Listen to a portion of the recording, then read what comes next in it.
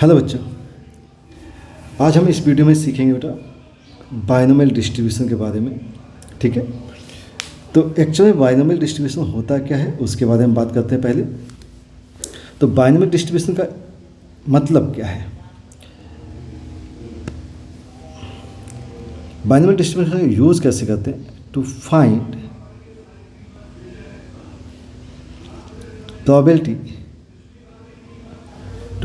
probability of n similar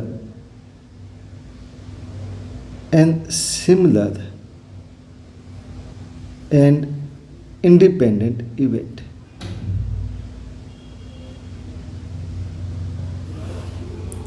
Events या trials. To find probability of n similar and identical trials की बात हम लोग कर रहे हैं। इसमें से to find probability of n similar and independent trials. ठीक है, अब यहाँ पे प्रोबेबिलिटी फाइंड आउट करनी है। किसकी फाइंड आउट करनी है बेटा? फाइंड आउट करनी होती है जब हम लोग अटेम्प्ट जो करते हैं। मान लीजिए कोई भी आप इवेंट कर रहे हैं, कोई भी ट्रायल कर रहे हैं, उसको एन टाइम आप अटेम्प्ट करते हैं और उन सभी अटेम्प्ट की बात जब की जाती है तो वो सारे के सारे इंडिपेंडेंट होते हैं। इंडिपेंडेंट मीन्स क्या है? जैसे मान लीजिए कि आप कुछ एक बास्केटबॉल की बात कर लेते हैं, एक एग्जाम्पल लेते हैं। एक एग्जाम्पल क्या लेते हैं? एग्जाम्पल लेते हैं कि अगर आप एक बास्केटबॉल को आप बास्केट में डाल रहे हैं, ठीक ना, तो इफ़ लेट आपने क्या किया, 4 अटेम्प्ट किया या 4 ट्रायल्स आपने किए हैं, 4 trials to ball in basket. ठीक ना, आप क्या कर रहे हैं? 4 अटेम्प्ट कर रहे हैं। किस लिए? आप बॉल को बास्केट में डाल रहे हैं। ठीक ना, अब बॉल को बास्केट में डाल रहे हैं तो उसके बॉल को बास्केट में जाने के कुछ चांस होंगे। तो अगर मान लीजिए आपका जो सक्सेस है, उस सक्सेस को अगर हम लोग मान लेते हैं P, तो चांस ये भी है कि बॉल बास्केट में ना जाए, तो फेल को हमने ले लिया Q। फेल को क्या ले लिया है? Q। इसका मतलब सीधा सा है कि सक्सेस प्लस फेल ये आपको पता होगा 1 होगा, क्योंकि भाई इवेंट तो सर्टेन है, या तो बॉल बास्केट में जाएगा या तो नहीं जाएगा, तो दोनों का सम क्या हो जाएगा? 1 हो जाएगा। ठीक है ना। अब चांस क्या हो सकते हैं? चांस ये हो सकते हैं कि आपने 4 अटेम्प्ट किया, 4 अटेम्प्ट किया और सारी की सारी बॉल्स बास्केट में चली गई। सारी बॉल्स क्या है?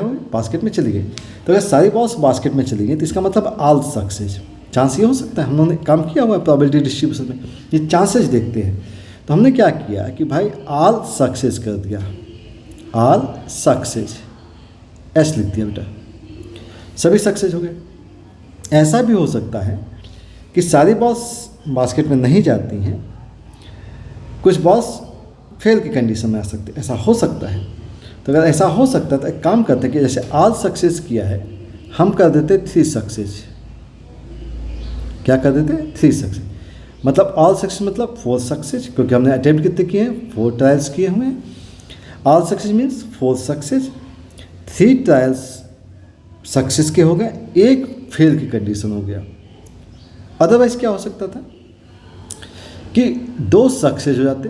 अब 2 सक्सेस हो जाते तो ये अंडरस्टूड हो जाता है कि 2 फेल हो जाएंगे। ठीक है ना, 2 सक्सेस 2 फेल हो जाएंगे। ऐसा भी हो सकता था कि 1 सक्सेस हो जाए। अदरवाइज ऐसा भी हो सकता है कि कोई भी सक्सेस ना हो।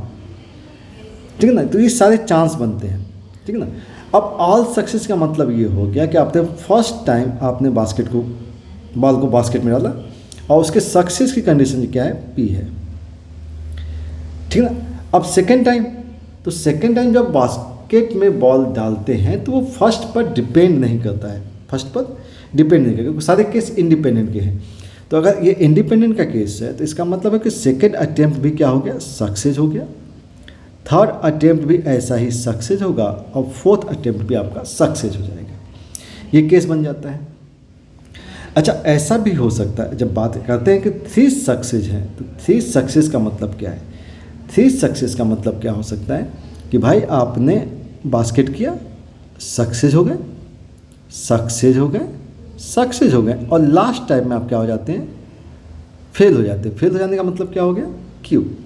फेल होने का मतलब क्या हो गया, क्यू लिख दिया है, ठीक है ना, फेल का क्यू है क्यू, ठीक है। ऐसा हो सकता है, लेकिन इसी केस में ऐसा भी तो आपके पास कंडीशन हो सकती है ना कि भाई पहले सक्सेस हो गया, फिर सक्सेस हो गया, फिर फेल हो गया, फिर सक्सेस हो गया, ठीक है ना। तो ये सारे केस बन सकते हैं। इसका मतलब ऐसा भी हो सकता है कि पास, फेल, सक्सेस, सक्सेस। अदरवाइज क्या हो सकता था, फेल, सक्सेस, सक्सेस, सक्सेस। क्योंकि केसेस बन सकते हैं कि अटेम्प्ट आप जब कर रहे हैं 4 टाइम्स आप अटेम्प्ट करें तो आप फर्स्ट टाइम फेल हो सकते हैं, बाकी टाइम सक्सेस हो सकते हैं। तो यहाँ पे हो क्या रहा है, यहाँ पे हम अरेंजमेंट कर रहे हैं। यहाँ क्या कर रहे हैं, अरेंजमेंट कर रहे हैं, सक्सेस विथ फेल।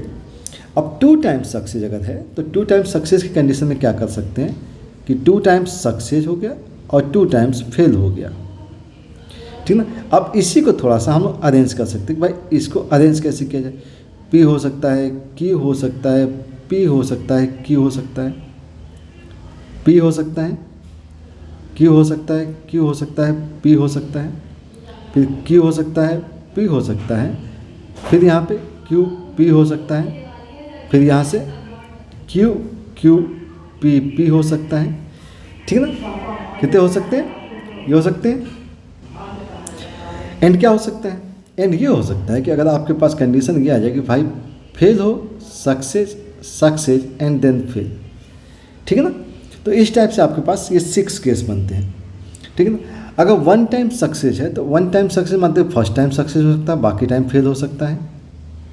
हो सकता है फर्स्ट टाइम फेल हो जाए, सेकेंड टाइम सक्सेस, फिर फेल हो जाएगा, first fail, second fail, third success, fourth success, sorry fail, and ऐसा भी हो सकता है कि लास्ट में उसे सक्सेस मिले, ठीक है ना। अच्छा, अब 0 सक्सेस का मतलब क्या है, 0 सक्सेस का मतलब है कि सभी केस में वो फेल हो जाए, ठीक है ना। तो इस टाइप से आपके पास ये अरेंजमेंट्स बनती हैं। अब अरेंजमेंट्स आपने बना दिया, अब इसको केस को सॉल्व कैसे करना है, ठीक है ना। अब देखिए आप क्या कर रहे हैं, आपके पास सारे केस सामने आ गए। अब सारे केस सामने आ गए तो आपको चांसेस क्या है, देखिए यहाँ पे सक्सेस, तो इसको हम लोग क्या लिख सकते हैं, p पावर 4 लिख सकते हैं, ठीक है ना। और ये जो केसेस बन रहे हैं ना, ये इनमें से कोई एक केस पॉसिबल होगा। सारे केस आपने बना दिए, 4 अटेम्प्ट किया, no success, all success, 3 success, ये सारे केस आपने बना दिए। अब चांसेस क्या है, चांसेस ये हो सकते हैं कि आइदर ऑल सक्सेस हो जाए, अदरवाइज 3 सक्सेस हो, अदरवाइज 2 सक्सेस हो, अदरवाइज 1 सक्सेस हो, अदरवाइज 0 सक्सेस। इनमें से कोई एक केस हो सकता है, सभी तो नहीं हो सकते हैं। आर का केस हो गया, p पावर 4 हो गया, अदरवाइज क्या हो सकता था, ये अटेम्प्ट देखिएगा, यहाँ पे अटेम्प्ट कितने हो रहे हैं, यहाँ पे केस जो बन रहे हैं ये केस 4 बन रहा है। 4 केस क्यों बन रहे हैं, क्योंकि आपके पास अगर इनकी अरेंजमेंट देखी जाए तो यहाँ पे 3 आइडेंटिकल हैं, यहाँ पे देखिएगा p p p and q। अगर आप इनकी अरेंजमेंट सीखेंगे तो अरेंजमेंट क्या होती है बेटा, 4 लेटर्स हैं, 4 फैक्टोरियल डिवाइड बाय 3 आइडेंटिकल है तो 3 factorial into 1 factorial, that means 4 ways. तो इसका हम लोग क्या लिख सकते हैं, 4 लिख सकते हैं, और इसे लिख सकते हैं 3 सक्सेस है और 1 फेल है, q पावर 1। ऐसे ही यहाँ देखिएगा, यहाँ 6 है, p 2 सक्सेस है, 2 फेल है। ऐसे ही 4 टाइम्स 1 सक्सेस है, 3 फेल है, अदरवाइज 1 टाइम्स ऑल फेल है, ठीक है ना। इस टाइप से ये कहानी बनती है। अब इसका मतलब क्या है, 6 का मतलब क्या है, ये 6 देखिएगा यहाँ पे 4 लेटर्स हैं, p p q q। इनकी अरेंजमेंट अगर देखी जाए तो 4 factorial divide by 2 factorial identical, q 2 factorial, मतलब इसके केस 6 बन जाते हैं, ठीक है। अब यही केस जो बनते हैं इन्हीं को हम लोग जनरलाइज करते हैं, ठीक है ना। ये एक एग्जाम्पल समझ में आता है और इसी को हम लोग क्या करेंगे, अब जनरलाइज करेंगे। जनरलाइज कैसे करना है, देखिएगा बेटा, ये जो एक्सपेंशन है वो एक्सपेंशन एक्चुअल में p प्लस q पावर 4 है, ठीक है ना, और p प्लस q की वैल्यू होती है 1। तो यहाँ पे हम लोग को चीज़ें फिर से वापस रिपीट होती है, जैसा कि हम लोग प्रोबेबिलिटी डिस्ट्रीब्यूशन में किया था, p of x is equal to 4 all success, otherwise P of X is equal to 3 success, otherwise 2 success, otherwise 1 success, otherwise 0 success. इन सब का सम क्या होता है भाई? कोई भी ऑब्जेक्ट लिया है, कोई भी ट्रायल किया, आपने 4 अटैम्प्ट किए, तो 4 अटैम्प्ट में आइदर 0 सक्सेस, 1 सक्सेस, 2, 3, 4 ये सारे केस होते हैं, और इन सब का सम क्या है? सब 1 है। ठीक है। अब यही जो एक्सपेंशन है, इसी एक्सपेंशन में किसी एक पर्टिकुलर केस की अगर बात की जाए, किसी पर्टिकुलर केस की, कि भाई आप ये बताइए कि इस अटेम्प्ट में यहाँ पर जैसे कि हमने p⁴ लिखा है प्लस, इस केस को हम लोग किस टाइप से डील करते हैं? इस केस को हम लोग डील करते हैं कि आपके पास टोटल अटेम्प्ट 4 है, उसमें से आपने अरेंजमेंट किया है 4 सक्सेस, ठीक ना। 4 से 4 का सक्सेस मतलब इसका कोफिशिएंट 1 आ जाएगा। 4 के लिए 4C3 लिख सकते हैं, 3 सक्सेस है और 1 फेल है। Otherwise next 4C2, 2 success, 2 fail, 1 3 fail and no success Q⁴। ठीक है, ये इसका एक्सपेंशन हो जाता है। अब इसमें बाइनोमियल कोफिशिएंट्स आ जाते हैं। बाइनोमियल कोफिशिएंट से ज़्यादा चीज़ें क्लियर हो जाती हैं। तो अगर आपसे कहा जाए कि भाई अगर मान लीजिए x आपसे कह दिया जाए 2 सक्सेस, 2 सक्सेस, तो 2 सक्सेस के लिए क्या उठाएंगे आप? इसको उठा लेंगे। इसका मतलब ये हो गया कि आप इसको ऐसा लिख सकते हैं P of x is equal to 2 is equal to attempt 2 success 2 and of fail 2। ठीक है ना। इसी टाइप से अगर आपसे कहा जाता है कि भाई आप एक चीज़ बताइए, आप 3 सक्सेस को रिप्रेजेंट कीजिए। 3 सक्सेस को रिप्रेजेंट करने का मतलब क्या है? 4 से 3, 4C3, 3 सक्सेस एंड 1 फेल। ध्यान रखिएगा, यहाँ पे हम बात सक्सेस की कर रहे हैं। एक्स क्या रिप्रेजेंट कर रहा है? एक्स 2 सक्सेस, 3 सक्सेस को रिप्रेजेंट कर रहा है। तो जो भी सक्सेस है ये केस बन जाता है। ठीक है, तो इस टाइप से ये चीज़ें एक्सप्लेन कर दी जाती हैं। तो अब आपके पास क्या होता है कि भाई अगर मान लीजिए there are n trials in generalisation, general कर लेते हैं, जनरलाइजेशन कर लेते हैं कि भाई अगर मान लीजिए ट्रायल्स हो गए n ट्रायल्स अगर हैं, और उसमें से मान लीजिए कि आपसे कहा जाए success is equal to r है। सक्सेस कितने टाइम्स है? r टाइम्स है। तो इसको लिखने का तरीका क्या होता है कि भाई प्रोबेबिलिटी बताइए कि अगर इसी इवेंट में r सक्सेस है तो इसे लिखते हैं n attempt CR, P as a success है तो r टाइम्स सक्सेस है। तो अगर r टाइम्स सक्सेस है, n अटेम्प्ट है, तो फेल कितने टाइम होगा? फेल होगा n माइनस r टाइम्स। ये आपका बाइनोमियल डिस्ट्रीब्यूशन का फॉर्मूला बन जाता है। ठीक है, अब जब बाइनोमियल डिस्ट्रीब्यूशन का फॉर्मूला बन गया है तो अब इन्हीं चीज़ों में ध्यान रखेंगे कि भाई इसी में हम लोगों ने पढ़ा है expected value and mean, variance, ये सारी चीज़ें पढ़ी हैं। तो अब इन चीज़ों के बारे में थोड़ी सी बात कर लेते हैं। ठीक है ना। तो इन चीज़ों के बारे में थोड़ी सी बात करते हैं, लेकिन थोड़ा सा काम और करते हैं। यहाँ पे मुझे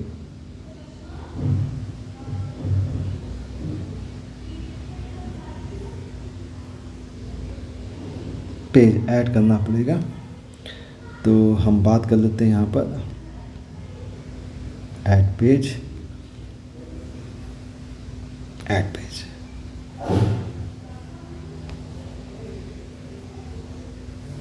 ठीक है, ओके।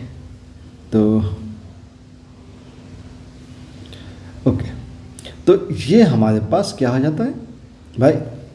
सक्सेस की कंडीशन आ जाती है। ठीक है ना। अच्छा, यहाँ पे एक चीज़ बहुत अच्छे से समझिएगा। यहाँ पे जो बात हम लोगों ने की थी कि जो probability of n similar independent events होते हैं यहाँ पे, ठीक है ना, सिमिलर एंड इंडिपेंडेंट ट्रायल्स के बारे में बात होती है। ठीक है, ये trials n similar and independent trials. तो अब जैसे कि बात होती है कि एक्सपेक्टेड वैल्यू क्या होगी? ठीक है ना, क्या होगी? Expected value expected value. Expected value का मतलब ये था कि आप e ऑफ x को लिखते हैं summation of P I into X आई।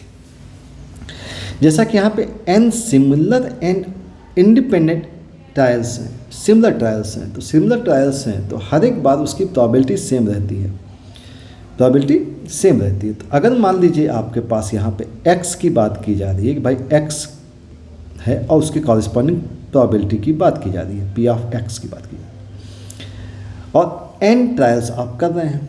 कितने ट्रायल्स कर रहे हैं? n ट्रायल्स कर रहे हैं। तो जब आपने first time as a success की बात की है, फर्स्ट टाइम, तो उसका सक्सेस अगर मान लीजिए p है, तो जब सेकेंड टाइम आप ट्रायल करेंगे, सेकेंड टाइम ट्रायल करेंगे तब भी क्या आएगा? उसकी प्रोबेबिलिटी p आएगी, ठीक है ना। तो सेकेंड टाइम भी ट्रायल क्या होगा? p आएगा। अब यहाँ पे 1 1 क्यों? क्योंकि यहाँ पे 1 ही एक केस है, मतलब हमारे अटेम्प्ट कितने हैं? अटेम्प्ट तो एक ही हो रहा है। फर्स्ट टाइम अटेम्प्ट किया तो probability p, second time attempt किया प्रोबेबिलिटी p। ऐसे ही अगर आपने n अटेम्प्ट्स किए हैं, n अटेम्प्ट्स, तो उसकी प्रोबेबिलिटी क्या है? p है। इसका मतलब ये हो गया कि e ऑफ x का जो मतलब था, हर एक इंडिपेंडेंट केस में उसकी एक्सपेक्टेड वैल्यू p है, p इंटू एक्स, p है। तो एक्सपेक्टेड वैल्यू आएगी आपकी p plus p up to n times, ठीक है। तो इसकी वैल्यू आ जाती है np, इसकी वैल्यू क्या आ जाती है? np। बात समझिएगा, n अटेम्प्ट्स हैं। पहले क्वेश्चंस में क्या था कि प्रोबेबिलिटीज वेरी करती थी, हर एक केस में प्रोबेबिलिटीज वेरी करती थी, लेकिन यहाँ पे प्रोबेबिलिटी कांस्टेंट है। जैसे कि बास्केट को बॉल में करना है, एक कॉइन को आप 10 टाइम टॉस कीजिए, तो फर्स्ट टाइम टॉस किया तब भी हेड आने की प्रोबेबिलिटी 1/2 होगी, सेकेंड टाइम टॉस करेंगे तब भी प्रोबेबिलिटी 1/2 होगी। इस टाइप से अगर आप n टाइम भी टॉस करेंगे तो प्रोबेबिलिटी क्या आएगी? 1/2 ही आएगी। तो आइडेंटिकल ट्रायल्स हैं, यहाँ पर सेम टाइप के ट्रायल्स होते हैं। जितने भी क्वेश्चंस आपको यहाँ मिलेंगे सब में सेम टाइप के ट्रायल्स होते हैं, ठीक है। तो एक्सपेक्टेड वैल्यू आ जाती है np। बात आती है वेरिएंस की, तो वेरिएंस का मतलब क्या है? वेरिएंस ऑफ x क्या होगा? वेरिएंस ऑफ x आपको पता है e ऑफ x स्क्वायर होता है माइनस का e ऑफ x का होल स्क्वायर होता है, ठीक है ना। अब variance e of x square मतलब क्या हो सकता है? e ऑफ x का स्क्वायर अगर देखा जाए तो हम लोग के पास चीज़ें क्या आनी चाहिए? देखिएगा, ये np, ठीक है ना, np, और यहाँ पे एक्सपेक्टेड वैल्यू p स्क्वायर है। ध्यान रखिएगा, यहाँ पे क्या होता है? x का स्क्वायर करेंगे तो वैल्यू आ जाएगी अपने पास, तो वैल्यू माइनस का, अब अटेम्प्ट कितने हैं? n है, और एक्सपेक्टेड वैल्यू किसी भी एक ट्रायल की p है, किसी भी एक ट्रायल की एक्सपेक्टेड वैल्यू क्या है? p है। अटेम्प्ट कितने हो रहे हैं? n हो रहे हैं, तो आप क्या लिखेंगे? इसे np स्क्वायर लिखेंगे। तो वैल्यू जो आएगी वो आएगी np, कॉमन होगा 1 माइनस का p आ जाएगा, और इस वैल्यू को हम लोग लिख देते हैं npq। ध्यान रखिएगा, यहाँ पे एक्सपेक्टेड वैल्यू जो है ना x स्क्वायर, देखिए x स्क्वायर से कोई फर्क नहीं पड़ेगा, स्क्वायर करेंगे तो क्या फर्क पड़ेगा? 1 ही तो है, ठीक है ना, क्या है? 1 ही है। तो एक अटेम्प्ट का, सिंगल अटेम्प्ट की जो एक्सपेक्टेड वैल्यू है वो p है।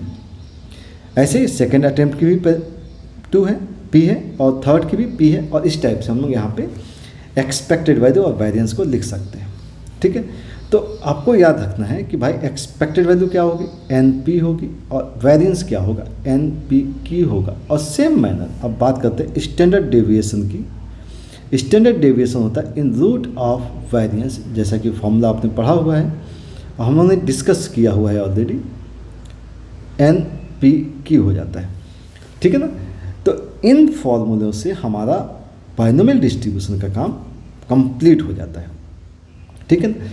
तो आई होप आपको ये चीज़ें समझ में अच्छे से आ रही होंगी कि एक्सपेक्टेड वैल्यू np क्यों होती है, वेरिएंस की वैल्यू npq क्यों होती है, ठीक है ना। बात समझ आ रहा है? ध्यान रखिएगा कि यहाँ पे हम लोग जो वेरिएंस की बात करते हैं वो एक्सपेक्टेड वैल्यू के square minus e of x का स्क्वायर करता है, ठीक है। चलिए, यहाँ तक की बात कंप्लीट होगी। अब ध्यान से देखिएगा, यहाँ पे जितने भी एग्जाम्पल्स होंगे वो सारे के सारे एग्जाम्पल्स इंडिपेंडेंट होंगे और सब के सब सिमिलर टाइप के ट्रायल्स होंगे। अब सिमिलर ट्रायल्स देखते हैं, एक एग्जाम्पल देखते हैं, उसके बाद समझते हैं चीज़ों को। अ coin is tossed 7 times, find the probability अब दैट इट्स सो हेड। मतलब किसकी प्रोबेबिलिटी बात करनी है? हेड की। तो हेड एज अ सक्सेस है। हेड क्या है? एज अ सक्सेस है। अब कॉइन को टॉस किया है 7 टाइम्स। अब आपको ये पता है कि फर्स्ट टाइम टॉस किया तो आपका हेड आने का प्रोबेबिलिटी क्या है? 1/2 है। सेकेंड टाइम भी टॉस करेंगे तो प्रोबेबिलिटी उसकी 1/2 ही होगी, वो चेंज नहीं होती। इसका मतलब कैसा काम होता है? सारे के सारे केस इंडिपेंडेंट के केसेज हैं और ट्रायल्स कैसे हैं? सारे के सारे सिमिलर हैं। कॉइन टॉस कर रहे हैं, कॉइन टॉस करेंगे, कॉइन टॉस करेंगे, बाकी कुछ नहीं। तो अब यहाँ पे कितने टाइम्स टॉस किया गया, तो इन चीज़ों को समझते हैं कि भाई n जो है आपका 7 है, मतलब आपने किसी भी इवेंट को 7 टाइम अटेम्प्ट किया है। यहाँ पे चीज़ों को समझना ये है कि हमें किसके बारे में बात की गई। तो यहाँ पे जैसे बात की गई सक्सेस, सक्सेस का मतलब यहाँ पे क्या है? सक्सेस का मतलब है इट्स सो हेड, हेड की बात की गई है। तो हेड की प्रोबेबिलिटी किसी भी इवेंट में ये वैल्यू 1/2 होगी और सक्सेस लिखा है इसलिए हमने इसे पी लिख दिया है, क्योंकि फॉर्मूले में हमने सक्सेस को पी यूज़ किया था। तो अगर सक्सेस हेड है तो फेल क्या होगा? फेल अगर टेल आएगा तो फेल हो जाएगा, और टेल आया तो फेल हो गया तो प्रोबेबिलिटी ऑफ टेल क्या हो जाएगी? प्रोबेबिलिटी ऑफ टेल भी 1/2 होती है, और इसे हमने क्यू लिख दिया। ठीक है। अब इसने क्वेश्चन में क्या कहा है देखिएगा। फर्स्ट ये कहा है कि भाई आप अटेम्प्ट कीजिए 7 टाइम्स, 7 टाइम्स में आपको 4 टाइम्स हेड लाना है। मतलब सक्सेस कितनी टाइम होना चाहिए? 4 टाइम्स। तो बाकी 3 टाइम क्या होगा? 3 टाइम फेल होगा, क्योंकि अगर 4 टाइम्स सक्सेस है, 4 टाइम्स सक्सेस है तो 3 टाइम फेल है। ठीक है ना। तो सक्सेस जो है वो पी है। पी कितने टाइम होना चाहिए? 4 टाइम्स होना चाहिए। क्यू कितने टाइम होना चाहिए? 3 टाइम्स होना चाहिए। पी प्लस क्यू मतलब इसकी पावर का सम कितना हो गया? 7 अटेम्प्ट हो गया। अब n ट्रायल्स है और c के साथ हमने यहाँ लिख दिया 4, NC4 P power 4 Q power 3, और इसको हम लिख देते हैं P of x is equal to मान लीजिए 4। x क्या है? x रिप्रेजेंट करता है, एक रैंडम वेरिएबल होता है। Random variable number of head को रिप्रेजेंट करता है। तो इसका आंसर क्या होना चाहिए? इसका आंसर होना चाहिए 7C4। P की वैल्यू 1/2 है और उसकी पावर में क्या आएगा? 4 आएगा, और 1/2 पावर में आएगा 3। ठीक है ना। अब 7C4 क्या रिप्रेजेंट करता है, इस चीज़ को समझिएगा। हम लोगों ने ऑलरेडी एक्सप्लेन किया हुआ है। 7C4 एक्चुअल में आपका एक अरेंजमेंट को रिप्रेजेंट करता है। अरेंजमेंट मीन्स अब देखिएगा 7 टाइम आपने ट्रायल किया, कितने टाइम ट्रायल किया? 7 टाइम। तो 7 टाइम में आपके पास 4 टाइम्स हेड आया, एच एच एच एच आ गया, और 3 टाइम्स टेल आ गया। तो टोटल तो आपके पास 7 लेटर्स है ना। अब 7 लेटर्स का अरेंजमेंट कैसा होगा? 7 फैक्टोरियल डिवाइड बाई एच के लिए 4 factorial and this one 3 factorial. यही वैल्यू आपने लिखी है 7C4। ये अरेंजमेंट है एक्चुअल में। भाई 4 हेड है, 3 टेल है, तो इनकी अरेंजमेंट आपकी 7C4 हो जाती है। तो यहाँ पे आपका केस बन जाता है। ठीक है। तो इसका आंसर आ जाएगा। अब नेक्स्ट बात करते हैं, एट लीस्ट 1 टाइम हेड आना चाहिए। At least 1 time head. ठीक है। तो एट लीस्ट 1 टाइम हेड का मतलब क्या हो गया कि भाई देखिएगा, x मान लीजिए आपसे कहा गया है number of head, number of head. ठीक है ना। एट लीस्ट 1 टाइम हेड का मतलब क्या हो गया कि भाई एक चीज़ देखिएगा, x जो होना चाहिए वो कम से कम 1 या 1 से अधिक होना चाहिए। तो इसका मतलब ये हो गया कि भाई x की वैल्यू 1 टाइम हेड आएगी, अदरवाइज 2 टाइम हेड आ सकता है। ऐसे ही अदरवाइज वो 7 टाइम्स हेड की बात कर रहा है। ठीक ना। 1 time head, 2 time head, otherwise 7 time head. तो ऐसे क्वेश्चंस के लिए क्या करना होता है कि 1 माइनस का टोटल मालूम है आपको, 1 माइनस का प्रोबेबिलिटी ऑफ नो हेड की बात कर लेते हैं, क्योंकि इन सब का सम जो होगा भाई, no head, 1 head, 2 head, 7 head, total का सम कितना होना चाहिए? 1 होना चाहिए। तो 1 से माइनस कर देते हैं, ये आसान तरीका हो जाता है। तो 1 माइनस कर दिया है। नो हेड का मतलब हो गया कि आपने 7 अटेम्प्ट किए थे, 0 सक्सेस है, मतलब आपके पास p की जो पावर है वो 0 है और q की पावर 7 है। इसका मतलब हो गया 1 माइनस 7c0 1 हो जाता है, और ये आएगा 1/2 पावर 7, मतलब 128 आता है, तो 127 डिवाइड बाई 128 आ जाएगा, इसका आंसर आ जाएगा। ठीक है, ठीक है। तो ऐसे ही हम लोग बात करेंगे नेक्स्ट क्वेश्चन के बारे में। नेक्स्ट क्या सेक्शन दिया हुआ है, larger number of times than 10। Third number क्या दिया है, larger number of times than 10। तो larger number of times than 10 का मतलब क्या है, x जो है सक्सेस जो है लार्जर देन 10। अब लार्जर देन 10 का मतलब क्या है कि भाई अटेम्प्ट 7 हो रहे हैं, 7 अटेम्प्ट अगर हो रहे हैं तो इसका मतलब ये हो गया है कि x की जो वैल्यू होनी चाहिए वो ग्रेटर आर इक्वल टू 4 होनी चाहिए। भाई 10 से ज़्यादा होना चाहिए, मतलब सीधी सिंपल सी बात है कि 4 हेड आएंगे तो 3 टेल आएगा, तो 4 ज़्यादा हो जाएगा, अदरवाइज 5 हो सकता है, अदरवाइज 6, अदरवाइज 7 हो सकता है। तो इसका मतलब ये हो गया कि हम लोग काम करेंगे P of x is equal to 4 के लिए, x इज इक्वल टू 5 के लिए, x 6 के लिए एंड x 7 के लिए। ठीक है, ये सारी चीज़ें हमें राइट डाउन करनी पड़ती है, तो अब राइट कर लेते हैं। भाई अटेम्प्ट 7 है, 4 सक्सेस है, सक्सेस के लिए 1/2 है और उसकी पावर कितनी 4, ठीक है ना। तो फिर कितना 1/2 पावर 3, ऐसे ही 7c5 है 1/2 पावर 5 एंड 1/2 पावर 2, ठीक है ना। ऐसे सेम केस में लास्ट केस को हम और लिख लेते हैं 7c7 1/2 पावर 7 ऑल सक्सेस है, ठीक है ना। थोड़ा सा सिंप्लीफिकेशन करते हैं इसे हम, 1/2 पावर 7 आ जाएगा बाहर, ठीक है ना। यहाँ 7c4 होगा, 7c4 की वैल्यू होती है 35, 7c5 की वैल्यू होती है 21, 7c6 की वैल्यू होगी 7 प्लस यहाँ पे आएगा 1। तो इसे अगर कैलकुलेट किया जाए तो ये देखिएगा 35 प्लस का 21 आपका 56, 56 प्लस का 7, 56 प्लस का 7 हो जाएगा आपका 63 प्लस का 164 डिवाइड बाई 2 पावर 7 मतलब 128 और इसकी वैल्यू आएगी 1/2। ठीक, तो इस टाइप से क्वेश्चन सॉल्व हो जाते हैं। तो थोड़े से कैलकुलेटेड होते हैं तो थोड़े से मैनेज हो जाते हैं, ठीक ना, हो जाते हैं सॉल्व। तो आई थिंक आपको ये सारे कॉन्सेप्ट अच्छे से समझ में आ गए होंगे, किस टाइप से काम करना है आपको, ठीक है।